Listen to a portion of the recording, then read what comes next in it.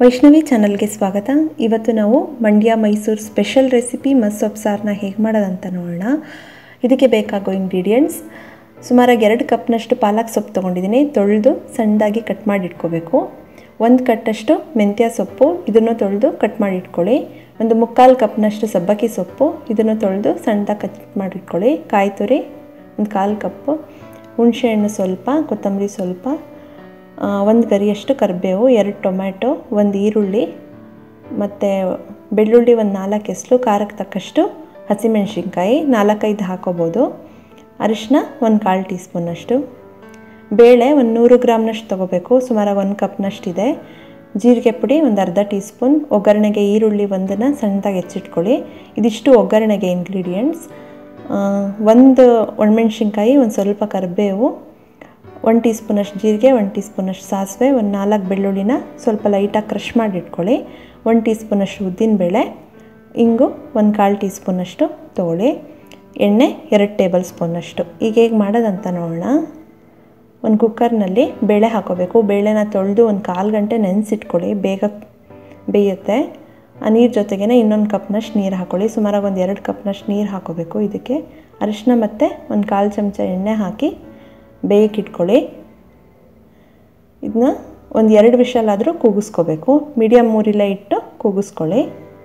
ಈ ರೀತಿ ಇದನ್ನ ಒಂದ್ಸಲ ಈ ರೀತಿ ಸ್ಮ್ಯಾಶ್ ಮಾಡಿಕೊಂಡು ಈ ರೀತಿ ಗ್ಯಾಸ್ ಆನ್ ಮಾಡಿ ಇದಕ್ಕೆ 1 ಅಥವಾ 1.5 ಕಪ್ನಷ್ಟು ನೀರು ಹಾಕ್ಕೊಳ್ಳಿ. ನಿಮ್ಮ ಕನ್ಸಿಸ್ಟೆನ್ಸಿ ನೋಡಿ ಹಾಕ್ಕೊಂಡು ಸೊಪ್ಪುಗಳನ್ನೆಲ್ಲ ಹಾಕ್ಕೊಳ್ಳಿ.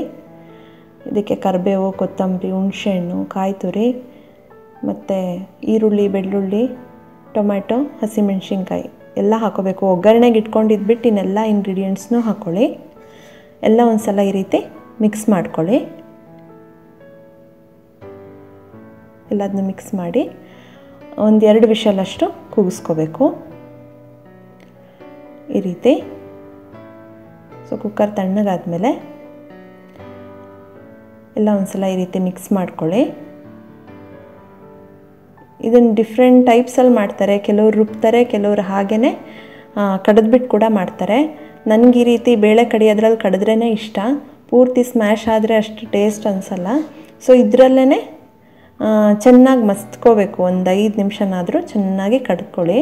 ಟೊಮ್ಯಾಟೊ, ಈರುಳ್ಳಿ ಎಲ್ಲ ಚೆನ್ನಾಗಿ ಸ್ಮ್ಯಾಶ್ ಆಗೋವರೆಗೂ ಕಡ್ದಿಟ್ಕೊಳ್ಳಿ. ಇದಕ್ಕೆ ಒಗ್ಗರಣೆ ಕೊಡೋಣ. ಸ್ವಲ್ಪ ಎಣ್ಣೆ, ಇದಕ್ಕೆ ಎಣ್ಣೆ ಬಿಸಿ ಆದಮೇಲೆ ಸಾಸಿವೆ, ಜೀರಿಗೆ, ಒಣಮೆಣ್ಸಿನ್ಕಾಯಿ, ಕರಿಬೇವು, ಬೆಳ್ಳುಳ್ಳಿ ಮತ್ತು ಉದ್ದಿನಬೇಳೆನ ಹಾಕಿ ಸ್ವಲ್ಪ ಕೆಂಪಗಾಗೋವರೆಗೂ ಹುರ್ಕೊಳ್ಳಿ. 10 ಸೆಕೆಂಡ್ಸ್ ಆದಮೇಲೆ ಈರುಳ್ಳಿನೂ ಹಾಕ್ಕೊಳ್ಳಿ. ಈರುಳ್ಳಿ ಒಂಚೂರು ಕಲರ್ ಚೇಂಜ್ ಆಗೋವರೆಗೂ ಹುರ್ಕೋಬೇಕು.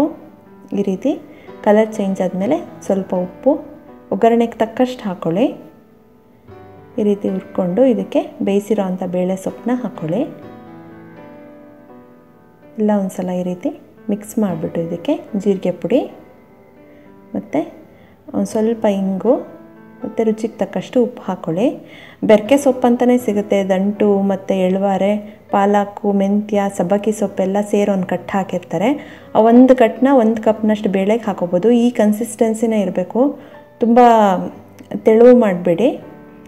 ಇದು 1 ಕುದಿ ಬಂದಾಗ ಎಲ್ಲ ಒಂದು ಸಲ ಈ ರೀತಿ ಮಿಕ್ಸ್ ಮಾಡಿಬಿಟ್ಟು ಗ್ಯಾಸ್ ಆಫ್ ಮಾಡಿ ಬಿಸಿದನ್ನೇ ಸರ್ವ್ ಮಾಡಿ. ಮುದ್ದೆ ಜೊತೆಗೆ, ಅನ್ನದ ಜೊತೆಗೆ ಮತ್ತು ಚಪಾತಿ ರೊಟ್ಟಿ ಜೊತೆಗೆ, ಮಸಾಲೆ ರೊಟ್ಟಿ ಜೊತೆಗಂತೂ ತುಂಬಾ ಚೆನ್ನಾಗಿರುತ್ತೆ.